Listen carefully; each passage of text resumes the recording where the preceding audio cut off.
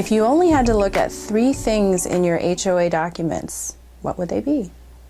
Hi, I'm Julia Way, and I'm an attorney with the law offices of Peter and Brewer.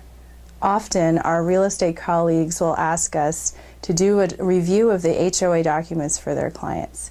Usually they're in a time pressure situation, and the HOA documents are hugely voluminous. So what we've done today is try and put together a blog for you that talks about the 3 most important things that a buyer should be looking at when they're buying into a homeowners association. I like to tell buyers that 3 key documents they should look at right away when considering that huge stack of HOA documents is the assessment cover sheet, the newsletters, and the minutes. So here's what's going on. When your realtor goes to pick up the set of documents, the property manager will have prepared a big stack or a CD of everything, which includes the rules and regulations, the CC&Rs, the minutes, the financials, and it's a lot to tackle all at once. But one of the things that you're really looking for is you're trying to figure out if the cost of your purchase is going to be higher than you think.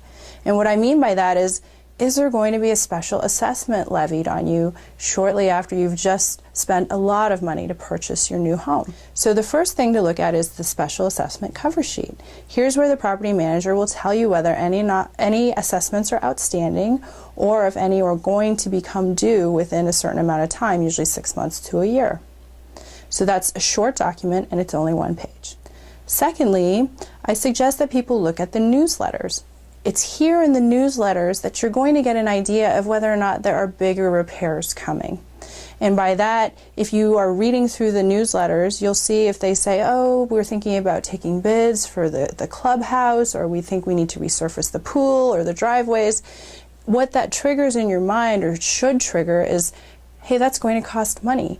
And that means that essentially somewhere in the early part of your ownership, you can expect that you might have assessment coming down the road, maybe in 14 months or some period of time outside of what the cover sheet has addressed. Additionally, one of the things you can look at is the board minutes. Now, those minutes tend to be pretty short, but that's a stage at which the HOA board has already started making decisions. So now the newsletter might be highlighting potential issues, but the board minutes are actually highlighting issues that have taken the next step.